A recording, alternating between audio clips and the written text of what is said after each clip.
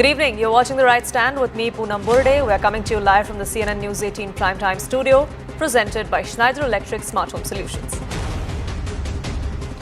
Modi government has taken a significant step to give asylum to persecuted minorities. Hindus, Sikhs, Buddhists, Jains, Parsis and Christians from Afghanistan, Bangladesh and Pakistan who came to India before December 31st, 2024 to escape religious persecution will now be allowed to stay in the country without a passport or any other travel documents. This significant order, issued under the just implemented Immigration and Foreigners Act 2025, will come as a relief to a large number of people, especially those minorities, those Hindus who fled Bangladesh in the last 1 year after the fall of the Sheikh Hasina government. This decision also carries immense political weight, especially in states like West Bengal and Assam, both of which go to elections next year. In fact, the BJP is definitely sensing that this will set a narrative that will help them politically. Sources, in fact, have revealed how this notification is seen to be making the party stronger in its position that it stands for protection of persecuted minorities, especially Hindus. This comes at a time when reports of violence against Hindus in Bangladesh are only growing after Sheikh Hasina's ouster. Many of those persecuted crossed into India. This notification ensures that these persecuted Hindus will not be sent back, and the move allows the BJP to project itself as a protector of the Hindu community in times of need. Hindu organizations can also reassure people that the Indian government does stand by these persecuted Hindus. Bengal BJP leaders, in fact, also believe that this decision reinforces their image as the only party that will protect Hindus. That's a stance that they have taken many a times against the ruling TMC, that Mamata Banerjee and her government are against the majority community. This also demonstrates that BJP keeps its word as far as shielding the Hindu community against torture or demographic threats is concerned. Union Minister Shrikant Majumdar has called it a big relief for persecuted Hindus, thanking Prime Minister Modi and Union Home Minister Amit Shah after this Gazette notification was put out last evening. He reiterated that BJP always stands by Hindus and the TMC, the West Bengal police, will not get a chance anymore to disturb them. The decision is likely to have a big impact on certain vote banks in West Bengal as well, and that's the Mathua vote bank for the BJP.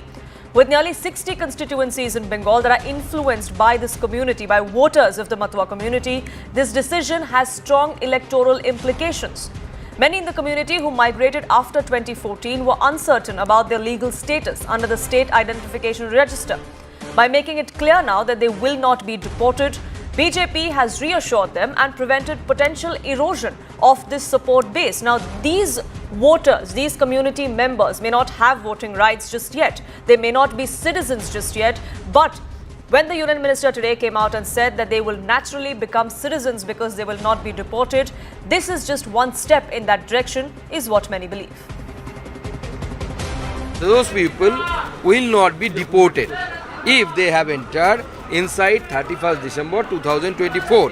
The thing is that if they will not be deported, then with the process of naturalization, they will become the citizen of India. This is the act of the country. ये जो CA का cut off date extension, this is nothing but only to make confusion and divert the issues. Let's open this up. Rohan Gupta, spokesperson of the BJP, will be joining us shortly. Niladri Bhattacharya, political analyst, will join us as well. But Shujat Ali, political analyst, and Pranay Agarwal, political analyst as well, join us on this broadcast. Shujat Ali, let me begin by asking you, is there a problem if the central government decides to give shelter, to give asylum to persecuted minorities from Bangladesh, Pakistan and Afghanistan, if that cutoff date has been increased to 2024? Since there is no citizenship, there are no voting rights either. It's just asylum at this moment. See, whatever we are doing, we should do according to law. We should not hurt anybody's feelings. We should not hurt anybody's citizenship. We will see that nobody is victimizing in this law. But who do you think is going to get victimized? Why do you think that it will be at the cost of one for the other? Who do you think is being victimized here? No, you see, Bharatiya Janata Party is a great party which bent upon to damage the interests of the people, irrespective of Muslims, irrespective of Hindus. By and large, they are just damaging the interests of the people. They are working on their own agenda. Their agenda is nothing but communalism, and they are surviving only on communalism. They are not surviving on any developmental work, any great achievement is not there in their tenure of 11 years. So that's why we feel that transparency must be there, and nobody should be damaged by the so-called laws. Rohan Gupta, the concern is that this extension of the cutoff date might be misused. That you will punish one particular community to give asylum and shelter to several other communities. With opposition. From the time CA, NRC issues have come, they have always created this kind of euphoria, negativity that this is to take away citizenship of particular community. After 2-3 years, has anybody's legal right have been taken over? No. So this is the problem with opposition. Even today, this is the law to protect the rights, not to take away anybody's rights. And again today opposition is exposed. After 3 years also, they are completely vindicated that whatever they were telling to the people of the country, absolutely none of the issues have come on forum. As of today, the extension is clearly a welcome step. And again, the message is very clear. CA is not there to take citizenship of anybody. It is just to provide protection to the people who are the sufferers. And this is again crystal clear. Today's government decision has clearly indicated this. Niladri Bhattacharya, is that explanation enough to allay fears? Because many within the opposition have said that this is just another way of pushing a certain community and increasing their population, their vote bank, which eventually will just benefit the BJP. Even though with this extension, there are no voting rights because these aren't becoming citizens. They are just avoiding deportation at the moment. Poonam, see, this is at the TMC spokesperson Kunal Ghosh has said. This is exactly, they are trying to create confusion in the minds of the people. Let me tell you, where NRC happened in Assam pursuant to a Supreme Court order, at the end of the NRC, it was 19 lakh Hindus who were left out. Now, with regard to that also, there was a law and order problem in Assam. Now, today in that NRC, the cutoff date was March 25, 1971. Today, by this amendment to this act, you bring it to 2024. Now, what will happen there? Secondly, this BJP government is trying to bring in the CA by a backdoor method in Bengal, because that is the only last bastion left for the BJP to win Bengal and Kerala, which they have not been able to do so, in spite of the nefarious design. They want to, we are not against people not getting citizenship or not being allowed to stay for the minorities. We are for that. But in the name of NRC or CAA, by a backdoor entry, people will be deported. As we have seen, Bengali migrant workers working in other states have been straight away sent to Bangladesh. They have been taken across the border. We had to file a writ petition in the Calcutta High Court to bring those people back. Now that is not acceptable to us at all and at any cost. The TMC will fight this tooth and nail to protect the people of Bengal. But Mr. Bhattacharya, this extension is not under the CAA. This extension is under the Immigration and Foreigners Exemption Order. The CAA gives citizenship. This exemption is only extended for deportation. The cutoff has been extended from 2014 to 2024 only to avoid deportation, not to give citizenship to anyone. Poonam, this is just the first step. This will again be included in the CA. We know how Amit Shah works. This will be included in the CA, and this will just be a ploy to take out the genuine voters from the state. We know how the system works. Now we have seen, now we have only have deportation camps in Assam. You will have it in the rest of the country within a very short span of time. Pranay Agarwal, who is exactly misleading this sort of fear that seems to be emanating? Which side of the political spectrum do you think it's coming from? Because both sides believe that it's the other side that's trying to spread this misinformation, and what it really seems is not the case, that there's much more than what meets the eye. My considered view on this issue is that, we should rise above party politics and see this move from a more humanitarian angle. right? It is not about petty politics. It is not about vote banks or pandering to a particular community. I would say it is India's humanitarian responsibility to give shelter to the persecuted, right? So this is not about religious discrimination. It is about persecution. And India has always been the natural home for those who have nowhere else to go. You know, whether it was the Parsis who were fleeing from Iran, Islamic persecution in Iran thousands of years back, to the more recent case of Tibetan Buddhists during Nehru's times. So this is very much in keeping with India's open arms approach, and it is integral to India's civilizational ethos. Simply put, those who oppose this move, I ask them कि how can you expect कि जो India है वो Hindus और other religious minorities को literally मौत के मुंह में कैसे झोंक दे? Right? We have a duty to protect the vulnerable. And the Hindus and other religious minorities in these Islamic republics, they are relegated to second-class citizenship status. Right? So एक basic human right की बात है, ये politics की बात नहीं है. अगर हम statistics को देखें, I mean they shout loud and clear. Pakistan में non-Muslims जो at the time of independence around 23% थे, अब less than 4% रह गए. बांग्लादेश में non-Muslims जो 22% थे at the time of partition, अब less than 8% रह गए. Afghanistan में handful of or the last remnants of Sikhs and Hindus, they have had to also leave Afghanistan. और ये कोई हम बहुत distant past की बात नहीं कर रहे हैं, ये हम आज की बात कर रहे हैं. Ministry of External Affairs ने data भी put out किया है, more than 2,000 Hindus have, there have been more than 2,000 cases of violence against Hindus in Bangladesh since the overthrow of the Sheikh Hasina regime. So, a continuing genocide है of the Hindus in the Islamic republics, and it is basic humanity, I would say. हमारी moral obligation है, एक civilizational duty है to offer protection to the persecuted religious minorities.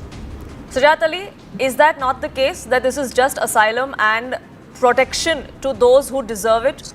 Would you deny that there has been religious persecution of Hindus in Bangladesh after the fall of Sheikh Hasina, and a lot of those people did come into India? देखिए, जुल्म जो है कहीं भी हो, चाहे वो India में हो या पाकिस्तान में हो, बांग्लादेश में हो, अक़लियतों पर अगर जुल्म किया जाता है तो हम उसकी निंदा करते हैं, उसमें कोई दो राय नहीं है. हमारे देश में भी मुसलमानों के ख़िलाफ़ जो लिंचिंग के वाक़यात हो रहे हैं, क्या भारतीय जनता पार्टी ने इसकी निंदा की?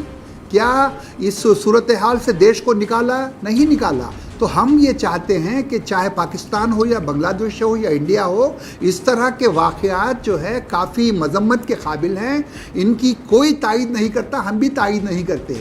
लेकिन एक बात आपको जहन में रखनी चाहिए कि माइग्रेशन जो है पूरे वर्ल्ड में हो रहा है. हमारे जो हिंदू हैं हिंदुस्तान से निकलकर अमेरिका, कनाडा, ब्रिटेन में सेटल हो रहे हैं, तो क्या वो जुल्म का शिकार होके जा रहे हैं? जहां पर भी बेहतर फैसिलिटी होती है, और वो जिस रीजन से जा रहे हैं, these people that are here have cited religious persecution. Just because people are migrating across borders does not mean that they are persecuted in their country of origin. Migration बहुत रीजन के लिए हो सकती है, सुजात अली. नहीं, देखिए, मैं ये नहीं कह रहा हूँ कि जो है जुल्म नहीं हो रहा अक़लियतों पर. चाहे कि कोई भी देश हो, कोई भी मुल्क हो, माइनॉरिटीज़ पर जुल्म होता है. अमेरिका में कालों पर जुल्म होता है. तो ये जुल्म के ख़िलाफ़ जो है हमको जंग लड़नी है, इंटरनेशनल लेवल पर जंग लड़नी है. और ये जंग जो है हिंदुस्तान से शुरू की जानी चाहिए, क्योंकि हम एक ऐसे मुल्क हैं जहाँ पर मज़हब की कोई तासुब हमारे पास जो है नहीं होना चाहिए, ये हम मानते हैं. सर, तो आप इस जंग की बात कर रहे हैं, आपको लगता नहीं है कि सीए और ये फॉरेनर्स एग्जेम्पशन एक्ट जिसके तहत ये एक्सटेंशन किया गया है, ये वही जंग लड़ रही है? तो फिर इस जंग के खिलाफ क्यों है ऑपोजिशन? हम हिंदुओं के ख़िलाफ़ अगर जुल्म होता है तो भी बर्दाश्त नहीं करेंगे. अगर हमारे जो हिंदू यहाँ से बाहर निकाले गए हैं, हम उसकी भी निंदा करते हैं. उनको वापस लाना चाहिए. जी बिल्कुल. हाँ, तो उनके साथ एक कानून और एक मुसलमान के साथ एक कानून, हम इसको बर्दाश्त नहीं करते. ये हिंदुस्तानियत की मिसाल नहीं है. अगर हम इस तरह की हरकतें करते हैं तो हम हिंदुस्तानी नहीं हैं. हमें दोनों की तरफ तवज्जो करनी चाहिए, चाहे वो मुसलमान basis of religion to be the deciding factor in terms of segregation, that seems to be a problem. that religious persecution could be for anybody. Why Absolutely. restrict it only to these certain communities, especially Hindus? I think it's a very good question, and this is what we have to understand. You can't mix religion. Sujata Ali जी, मैं आऊंगी आपके पास वापस. उनको रोहन चुप गुप्ता. करवाइए, please. Rohan Gupta, go ahead. देखिए, religion को घुसपैठियों से अलग करना होगा. That is the problem here. Why you are including infiltrators in religion? They are not minorities. Infiltrators are infiltrators. When you are opposing SIR, it means you are with the infiltrators. That's the main problem here. Why are you relating it to religion? And I completely agree. हमारे देश की संस्कृति है कि जहाँ पे भी किसी पे भी अन्याय होता है हम उसको सपोर्ट कर रहे हैं, और वही सीए है. हमने बांग्लादेश में देखा हिंदुओं के साथ क्या हुआ. क्या उनको समर्थन करना मानवता नहीं है? पर मानवता के नाम पे इन घुसपैठियों को समर्थन करना ये गलत चीज है. सबकी बात कर रहे हैं भाई, हम किसी एक कम्युनिटी की बात नहीं कर रहे हैं. एक कम्युनिटी की बात मैं आपके बीच में नहीं करती बोला. है. मैं आपके बीच में नहीं बोला. मैं आपके बीच में नहीं बोला. नहीं, The problem here is when you talk about West Bengal, please don't speak in between. I never spoke in between, right? Let me allow to complete. Na? You speak in your time. The basic issue here is whether it is West Bengal or Assam, the way that whether West Bengal government, what they are leading, they are including Muslims with infiltrators. That's the basic problem. If you are not the citizen of the country, you have no right to be in the country. Is it as simple as that? Why you are linking it to Muslim? Because you have to play your vote bank politics. And somebody is outside the country, under the CA, somebody wants to take protection in India, they should be allowed. So government's policy is crystal clear. It is all interpretation by opposition party to suit their vote bank politics in India. And people of India, they have understood it, whether it is Hindus और मुस्लिम. जब opposition के पास में कोई agenda नहीं बचा है, पूरे देश को सीए के नाम पे डराया, आज उसकी हकीकत देश के सामने है. पूरे देश को एसआईआर के सामने नाम से डराया, आज उसकी हकीकत के सामने है. तो उनके पास मालूम ही नहीं है कि उनको विरोध करना है या साथ में करा है. हर चीज में उनकी माइनॉरिटी जो अपीजमेंट पॉलिटिक्स है वो सामने आ जाती है. Sujat Ali, you had a point to make before I get in the other two gentlemen as well. मैं ये कह रहा हूं कि भारतीय जनता पार्टी के पास अगर कोई हिंदुस्तानी है तो वो सिर्फ हिंदू है. ये एक बहुत बड़ी ट्रेजेडी है हमारे देश में. बीजेपी बट यहाँ तो हिंदुस्तानियों की बात ही नहीं हो रही सुजात अली जी. ये exemption persecuted minorities of Pakistan, Bangladesh और अफगानिस्तान है. हिंदुस्तानी मुसलमान, हिंदुस्तानी हिंदू आए कहाँ से? मैं एक बात पूछ रहा हूं, जो हिंदू बाहर से इंडिया को आए हैं क्या वो भी आपकी नजरों में घुसपैठिए हैं? ये मेरा सवाल है. जब अगर वो घुसपैठिए नहीं है तो कोई और भी घुसपैठिए नहीं हो सकता. जहां पर जहां पर चारा होता है वहां पे चिड़िया चरने के लिए आती हैं.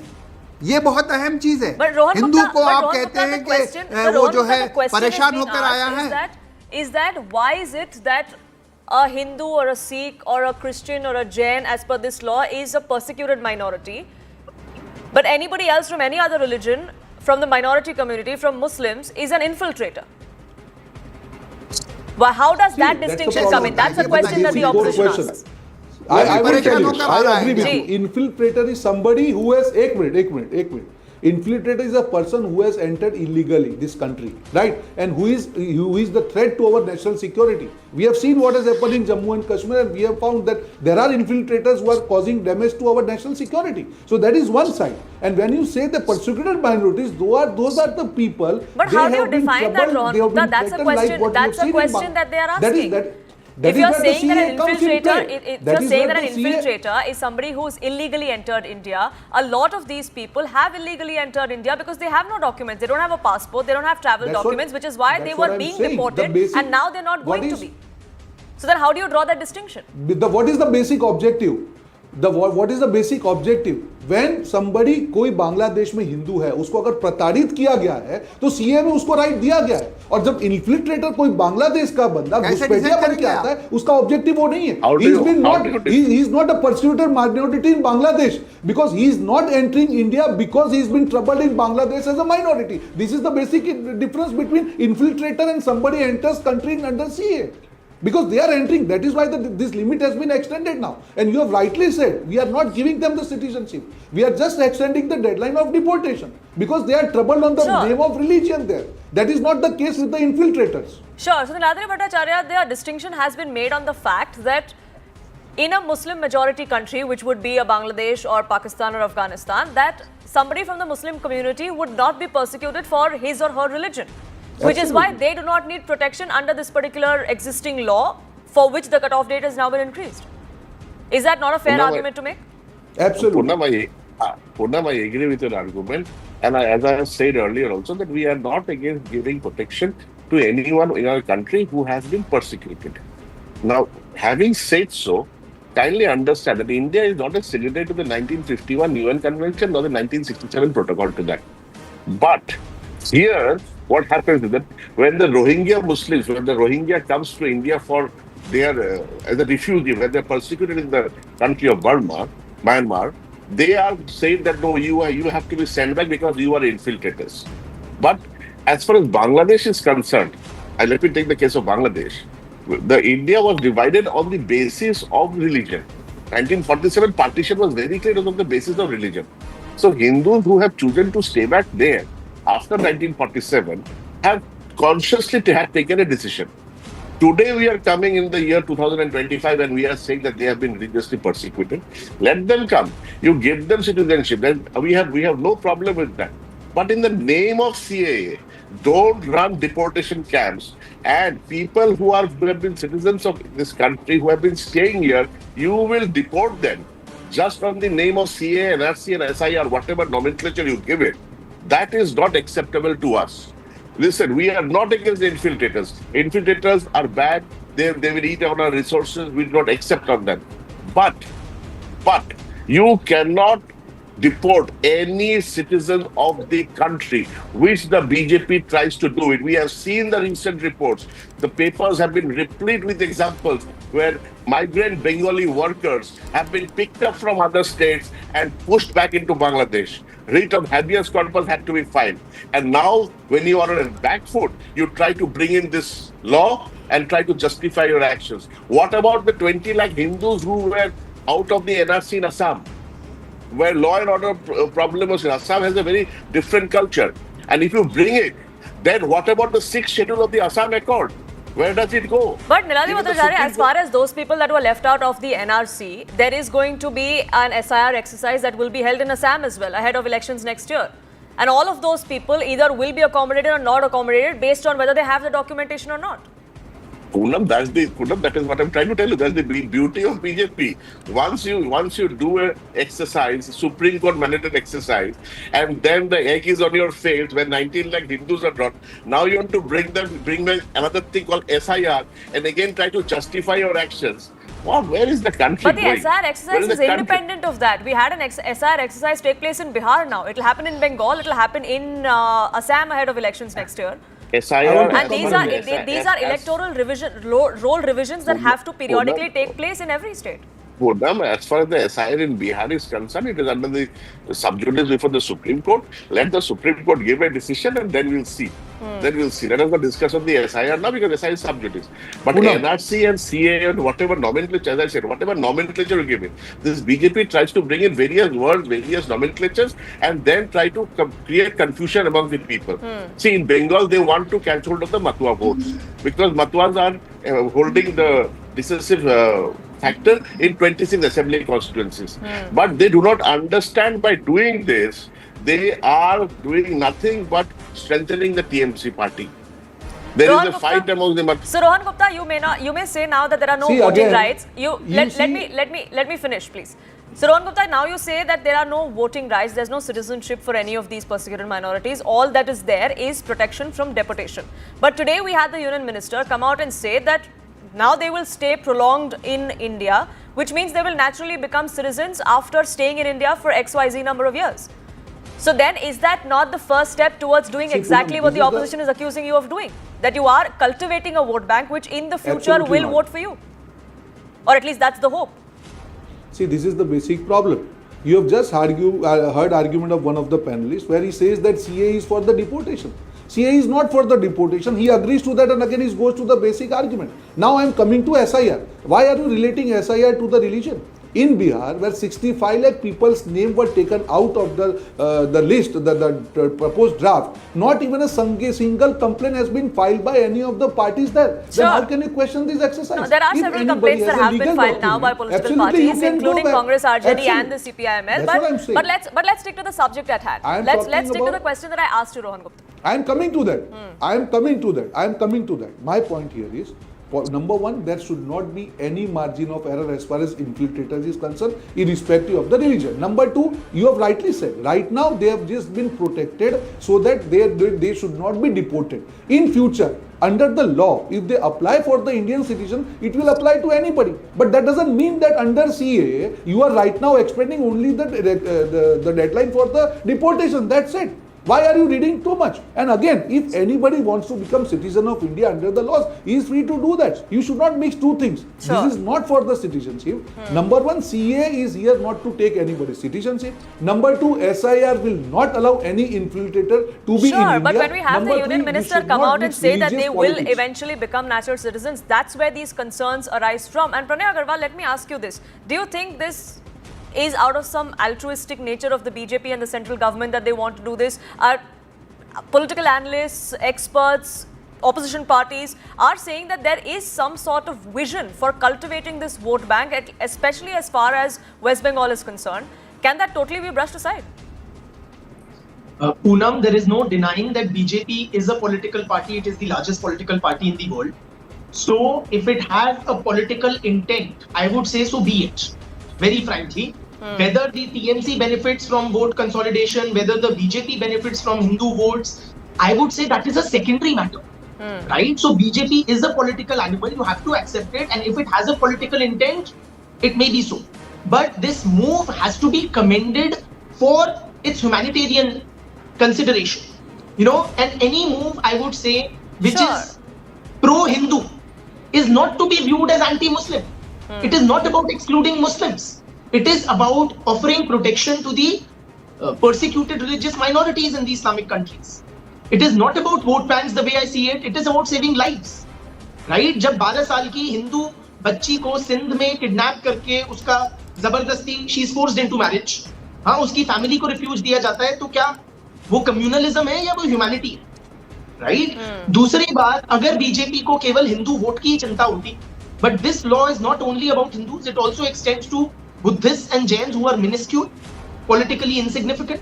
It also extends to Christians and Parsis. Sure, but who also would be minuscule in terms of the amount of number of people that would apply for citizenship under that law. But anyway, as far as arguments on both sides of the political spectrum go, where this extension of the cutoff date of meant for persecuted minorities actually heads from here on, we'll have to wait and watch, and whether it will actually reap any political dividend, because elections are around the corner, but they're still a year away for now, at least for West Bengal and Assam, and it'll be interesting to see how it develops from here on. But I have to leave it there. I thank you, gentlemen, for joining us here on The Right Stand.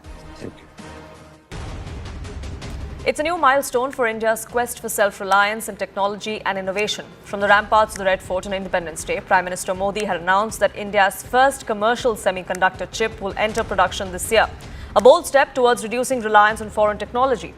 Now at Semicon India 2025, Electronics and IT Minister Ashwini Vaishnav presented the Prime Minister with the Vikram 32, India's first fully indigenous 32-bit microprocessor.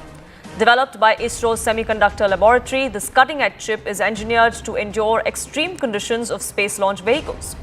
As global powers like China tighten control over rare earths and semiconductors, this Vikram chip marks a pivotal moment in India's journey to become a self-sufficient tech powerhouse.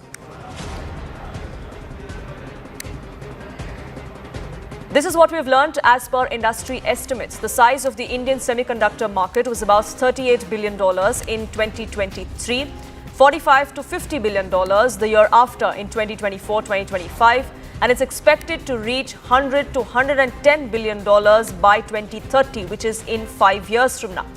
At the inauguration of this year's SEMI's pilot outsourced semiconductor assembly and test facility last Thursday, Information Technology Minister Ashwini Vaishnav said that India's first made-in-India semiconductor chip will roll out of Gujarat's CG Semi Private Limited in Sanand. He reiterated what Prime Minister said on Independence Day, that it will be a packaged chip assembled and tested in India rather than one produced at a domestic fabrication facility and would be ready by the end of 2025. By next year, which is 2026, the first chip from Dholera plant will also be out. The trajectory is only growing from there. By 2029, the objective is to be making India among the top 5 chip ecosystems. At Semicon India 2025 yesterday, which kicked off, Prime Minister Modi said that chips will power the 21st century. Listen in. Friends, semiconductor की दुनिया में एक बात कही जाती है, oil was black gold, but chips are digital diamonds. हमारी पिछली शताब्दी को ऑयल ने शेप किया। दुनिया का भाग्य तेल के कुओं से तय होता था। तेल के इन कुओं से कितना पेट्रोलियम निकलेगा, इस आधार पर ग्लोबल इकोनॉमी ऊपर नीचे होती रहती है। लेकिन 21वीं शताब्दी की शक्ति छोटी सी चिप में सिमट करके रह गई है। ये चिप भले छोटी सी है, लेकिन इसमें दुनिया की प्रगति को बड़ी गति देने की ताकत है। India is pushing forth with this mission. The Sanand Semiconductor Facility was inaugurated just a couple of days ago. It is worth 7.5 thousand crore rupees. It's another 80 MP unit. The facility is an initiative of CG Power and Industrial Solutions. 15 million pieces is the per day projection from this particular facility. More facilities are going to be coming up. One is in Dholera in Gujarat, that is going to be worth 91,000 crore rupees. It has 50,000 WFSM capacity. $910 billion investment has been done by Tata Electronics Private Limited. This is in partnership with a Taiwan firm. High-performance chips with 28 nanometer tech are going to be rolled out from the Dholera facility. That's the aim. Another semicon facility that is being looked at is in Assam, in Morigaon. Phase 1 is expected to be completed by next year in 2026. The facility is worth 27,000 crore rupees and it will be for assembly, testing, marking and packaging. Investment was made by Tata Semiconductor Assembly and Test Private Limited. 48 million pieces per day is the capacity projection when that facility goes into production next year. In September 2024, there's a project by Kane Semicon Private Limited that was given a go-ahead in Sanand in Gujarat, like I just pointed out. The pilot facility operation is now operational. It will have the capacity of rolling out 6.3 million chips per day. Another ongoing project that India is looking at is HCL Foxconn. This is in Jewar in Uttar Pradesh. It is worth 3,700 crore rupees. 6M private project is in Bhubaneswar in Odisha that was recently approved by the central government. It is going to be worth over 2,000 crore rupees. 3D Glass Solutions Inc. project is another one that India is looking at that is going to be in Odisha in Bhubaneswar. That too was recently approved. CDIL, Continent AI Device Projects, is going to come up in Punjab and Mohali in a few months from now. This was recently approved and has a budget of over 117 crores. The capacity of this particular facility would be 158 million units per year. Advanced System in Packaging Technologies project in Andhra Pradesh was recently approved as well. It happened just last month in August. It is worth 468 crore rupees and can produce 96 million units per year.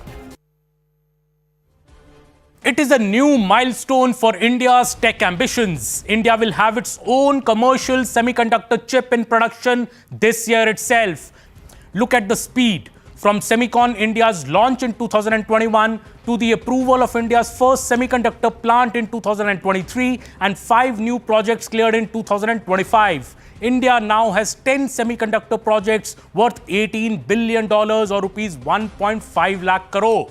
The Prime Minister says speed matters in the semiconductor sector. From file to factory, India is cutting paperwork, building plug-and-play infrastructure and offering end-to-end capabilities. The day is not far, Modi said, when India's smallest chip will drive the world's biggest change. He also said India is now moving from back-end to becoming a full-stack semiconductor nation. From 7.8% GDP growth to the first made-in-India chips, Bharat stands as a lighthouse of stability, says IT Minister Ashwini Vaishnav. India is creating a semiconductor ecosystem that makes India self-reliant and globally competitive. Ashwini Vaishnav has also said that India's semiconductor production is already 15 to 30% more cost competitive globally. With ISM 2.0, we are making India a true product nation, says Mr. Vaishnav. From fabs to design, from exports to advanced tech, India is no longer just a participant. It is becoming a semiconductor leader. At Semicon India 2025, 12 new MOUs were signed covering indigenous design, camera modules, packaging and talent development. And a $1 billion deep tech alliance was announced, set to drive breakthroughs in clean energy, quantum and frontier technologies. With 78 universities using advanced designer tools and students already building chips in Mohali, India is creating a semiconductor talent pool that powers 20% of the global workforce. With an industry projection of $1 trillion by 2030 and India's strong positioning in talent, trust and technology, the nation is poised to emerge as a global leader in semiconductors.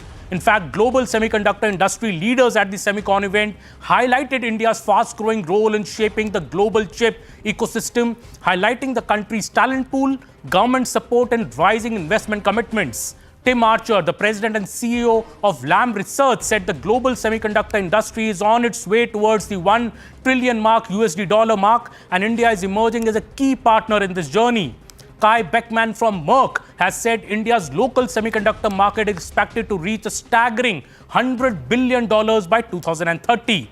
Prime Minister Modi summed it up when he said, "Our journey began late, but nothing can stop us now." Northern India is in a grip of relentless monsoon and its fury. It's turning to be a disaster for several states, like Punjab especially, which is drowning under the fury of torrential rains and catastrophic floods. Punjab has seen 30 lives that have been lost. The government has shut down all colleges, universities, all educational institutions until the 7th of September. The crisis is deepening as IMD has warned of heavy to extremely heavy rainfall across several other states, including Himachal Pradesh, Uttarakhand and Ladakh, where the next 36 hours are deemed critical. Schools will remain closed across Jammu's 10 districts as well. In Noida and Ghaziabad in the National Capital Region too, we've seen waterlogging, inundation, which is why several measures have been put in place. In the capital, in Delhi, the old Lohapul bridge is under extreme pressure. Water levels of the Yamuna River have breached the danger mark, forcing the railways to impose a 10 km/h speed limit and for several people that live in the low-lying areas around the Yamuna River to be evacuated. Water level that was recorded was above the 206.8 meter mark, which means that it is above the danger level and continues to flow and make sure that the low-lying areas across the national capital are inundated in water. At this point in time, we are reporting from the Yamuna Bazar area, which is one of the worst affected areas, and hence we could not travel on foot in this entire colony that you are seeing over here on your screen. This entire colony has now been evacuated. What locals are telling us that the water levels over here is more than 6 feet at this point in time, and hence all the people have been evacuated and have been taken to safer places. Apart from this, what is very pertinent to note yet again is that even at this point, the water levels continue to rise, bringing very little relief to the people of the national capital. But yes, one thing that has been observed this time around as compared to 2023, when last time around we saw the barrage of water coming into the national capital from the Hatnikund Dam, where 3 lakh cusecs of water was released.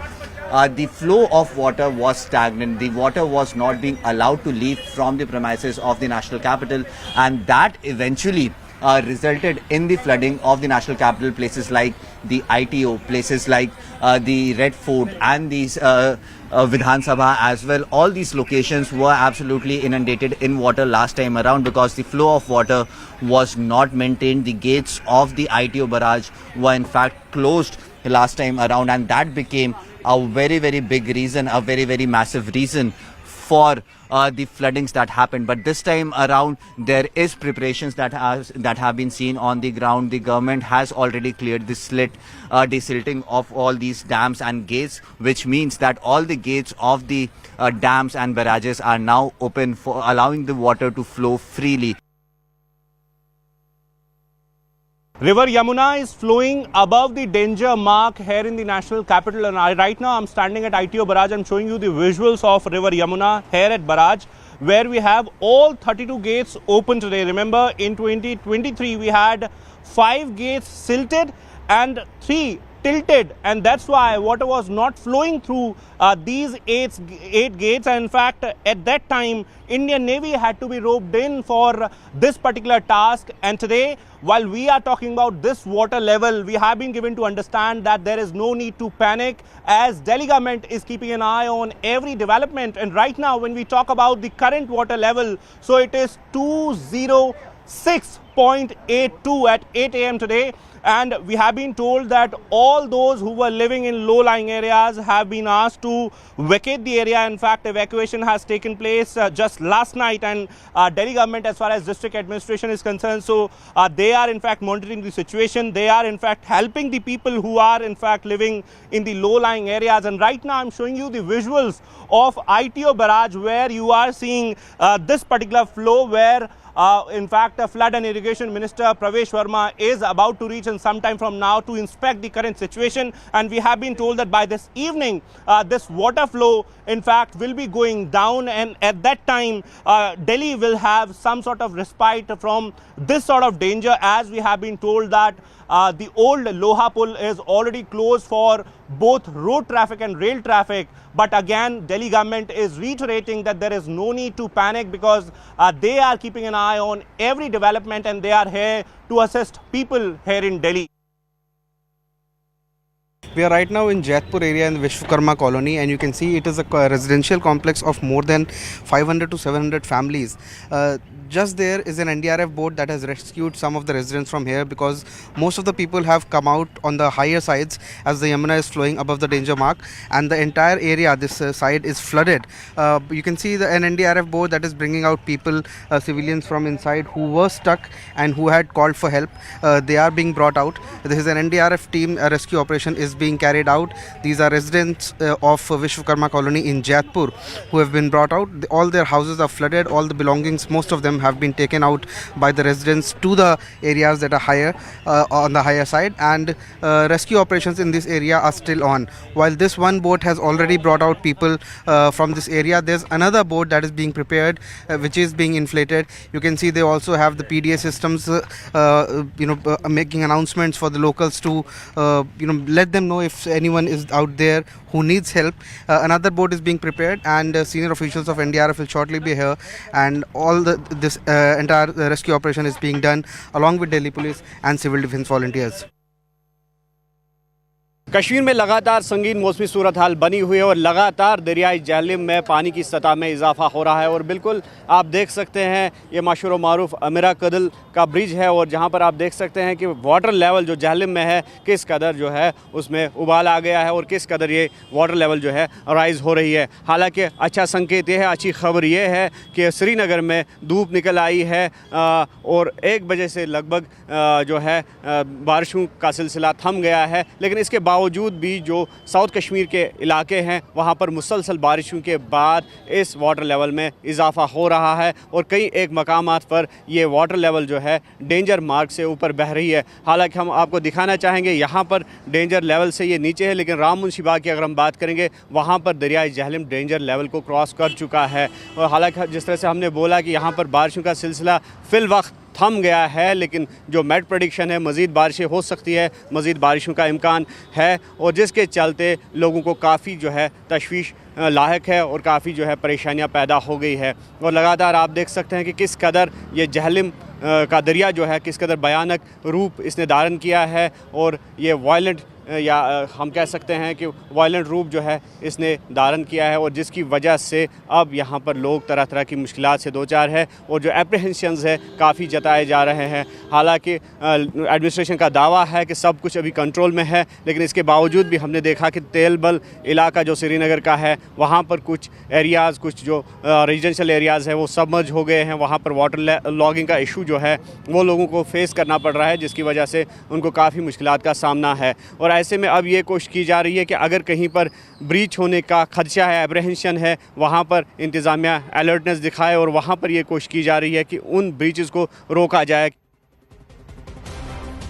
China's military might was on full display today, and so was the bonhomie between several world leaders that one might think was not possible. It was a definite message that China and Xi Jinping were sending out to President Donald Trump and to the world to not dismiss him and China just yet. Speaking of their military might, there was a parade that was held just for the fourth time under Chinese President Xi Jinping, and what the world saw today were an array of new Chinese weapons. Take a look.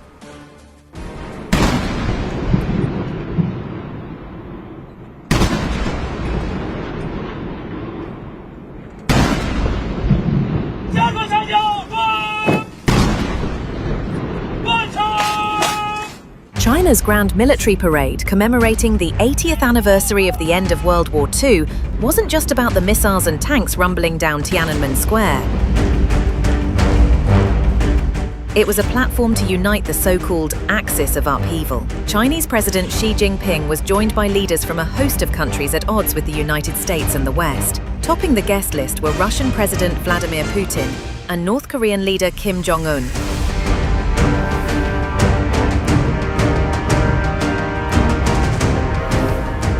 The world watched as Putin and Kim, two men who have largely been considered pariahs by the West, got a red carpet welcome in Beijing. One after another, Kim and Putin walked up to Xi Jinping and shook his hand. Then, in an unprecedented moment, Xi, flanked by Putin and Kim Jong-un on either side, posed for photographs and walked towards Tiananmen Square together, with their interpreters in tow. The military parade was the first time the leaders of Russia, China and North Korea were seen together in public. It was also the first multilateral diplomatic event for Kim, who rarely leaves North Korea. The coming together of these three men was a defiant challenge to the US-led world order, and President Donald Trump appeared to have been rattled.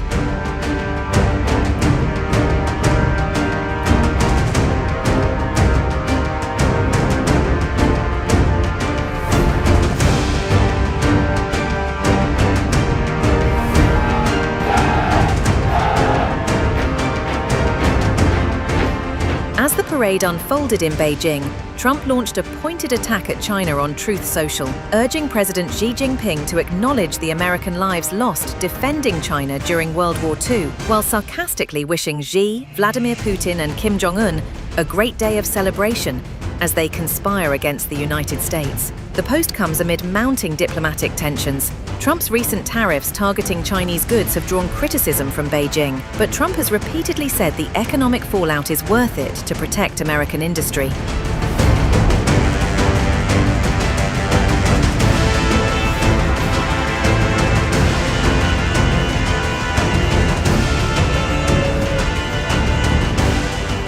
Xi Jinping has cast World War II as a major turning point in the great rejuvenation of the Chinese nation, in which it overcame the humiliation of Japan's invasion to become an economic powerhouse. As he kicked off his country's largest ever military parade, Xi warned the world was facing a choice between peace or war.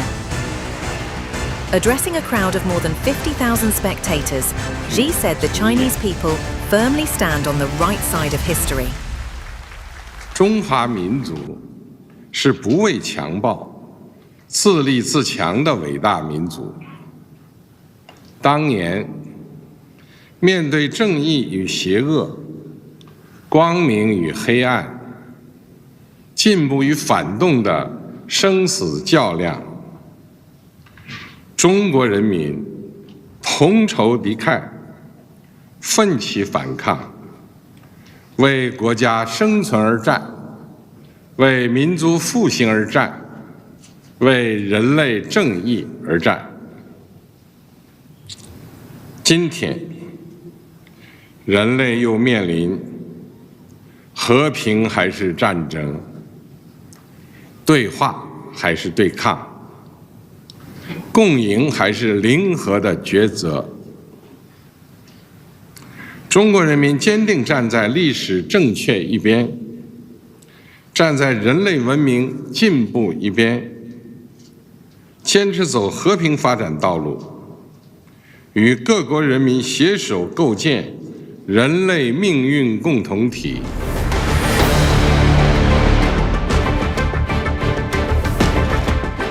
Earlier this week, Xi unveiled his vision of a new global order at the Shanghai Cooperation Organization summit, calling for unity against hegemonism and power politics. It was a thinly veiled swipe at the US and Trump's sweeping tariffs. More than 20 leaders of non-Western countries convened in the city of Tianjin for this year's SCO summit. Chinese state media called the gathering the largest ever SCO summit in history and said it aimed to chart the blueprint for the bloc's next decade of development. Beijing was hoping to signal the emergence of a new multipolar world shaped heavily by China and its allies.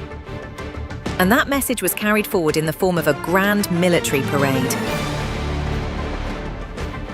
Beyond the pomp, the world is looking to see whether China, Russia and North Korea may signal closer defense relations following a pact signed by Moscow and Pyongyang in June 2024 and a similar alliance between Beijing and Pyongyang. Such an outcome that may alter the military calculus in the Asia-Pacific region. Putin has already used the occasion to seal deeper energy deals with China, while the gathering offers Kim an opportunity to gain implicit support for his banned nuclear weapons.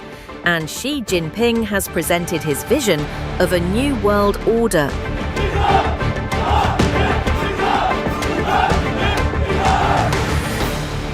One where Beijing's military and diplomatic might supersedes the US-led status quo.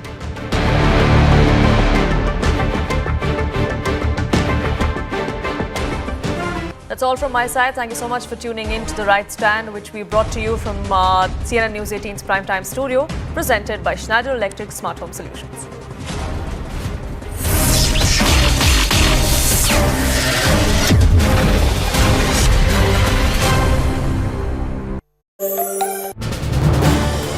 This is News 18 Network.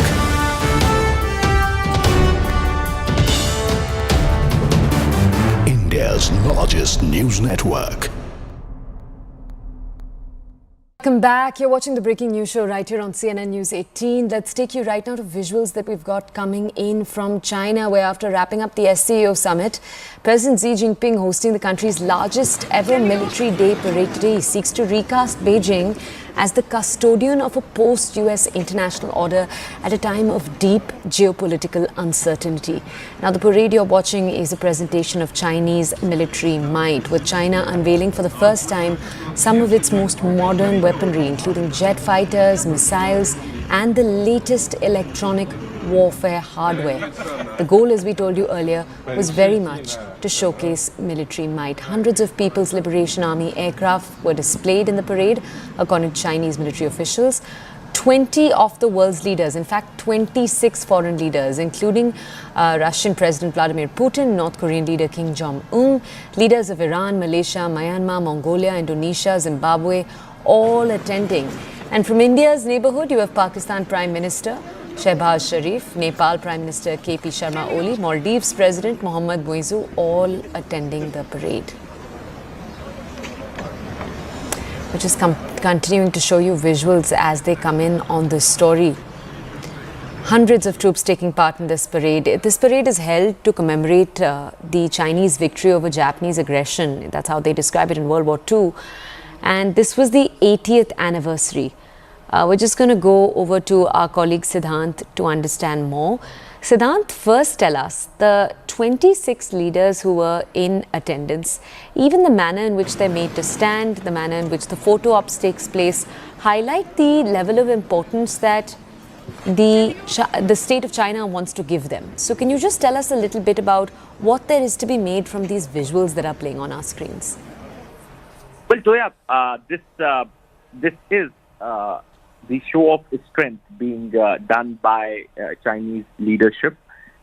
not just a message to be sent to the world, but also to his people, Chinese people, because they celebrate this day as the victory over the Japanese forces in World War II, and very strategically, the SCO summit was also planned 2 days ahead of this day, so that the leaders participating in the SCO summit could stay back and be the part of this grand military parade organized by the Chinese government at Tiananmen Square in Beijing.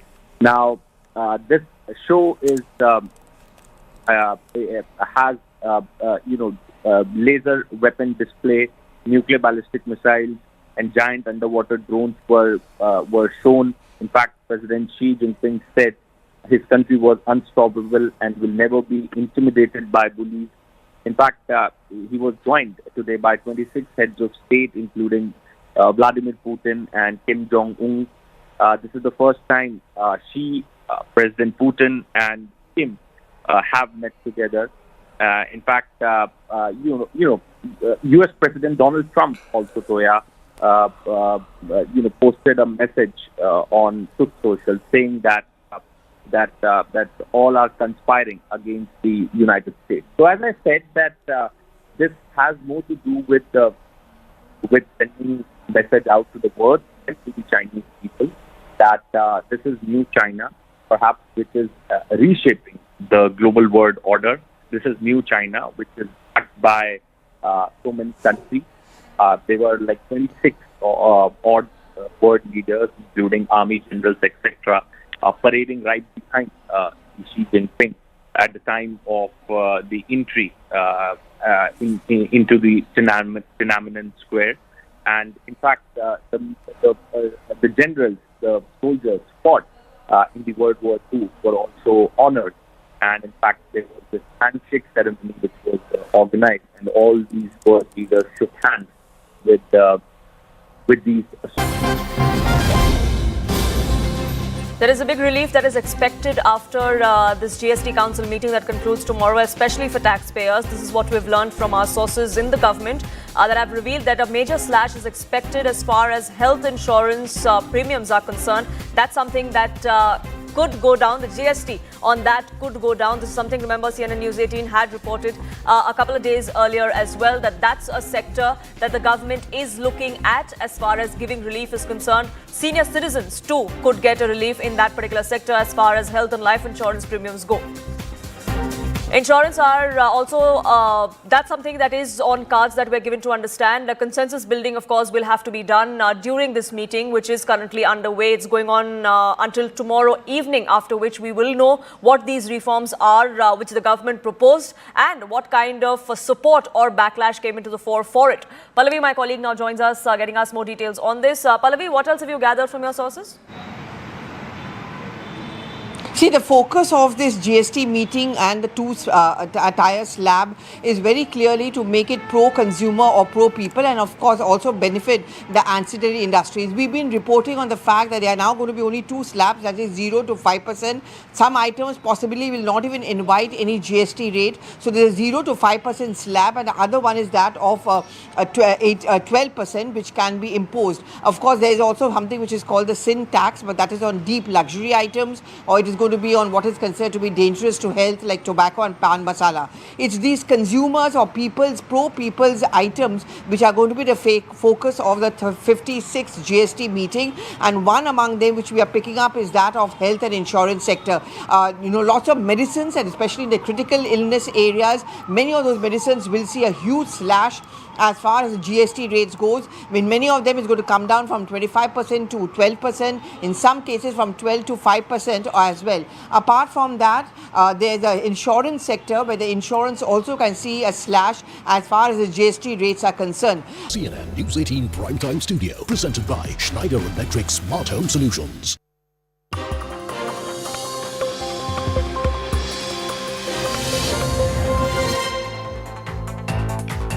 Good evening, you're watching Brass Tacks. I'm Zaka Jacob. We're coming to you live from the CNN News 18 Primetime Studio, presented by Schneider Electric Smart Home Solutions.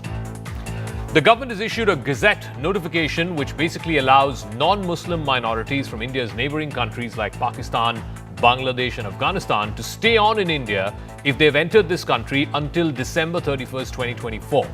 They won't be eligible to apply for citizenship like the CAA enabled minorities who entered from these countries before December of 2014. But these people who escaped to India will not be deported either. So they can stay on in India, but they can't apply for citizenship just yet. The BJP in Bengal says this is a big victory for the Hindus who fled Bangladesh, particularly when Sheikh Hasina fell. This was in August of last year. The TMC says this is grossly unfair because on the one hand, the Election Commission is conducting exercises like the SIR, and that's weeding out illegal Muslims, but Hindus who came here illegally are being given the red carpet treatment. That's the TMC's accusation. Is that a fair argument, and how is this expected to cure the pitch ahead of the Bengal elections next year? But first, I want to take you through the new provisions that have been introduced under the Immigration and Foreigners Exemption Order 2025. It offers relief to minorities who are fleeing religious persecution in countries like Pakistan, Afghanistan and Bangladesh. But that exemption comes with strict riders. Foreigners who are found guilty of any serious crime, they will not be eligible for protection under this order. The latest order also does not guarantee citizenship, but it secures them the right to stay for a larger period of time and for a larger group of migrants who have ended up coming to India before December of 2024. However, it also empowers the state as well as union territories to detain illegal immigrants until deportation. While the new provisions provide immediate reassurance to those persecuted minorities, the rules mandate that biometric data collection will apply for all foreigners, whether it is for application of visas or for registration as overseas citizens of India. All of these oversight mechanisms will have to be undertaken by these individuals. Now, under the new provisions, migrants who entered India on or before 31st of December 2024 are eligible to stay. However, the order also places restrictions on foreign employment of these nationals, particularly in critical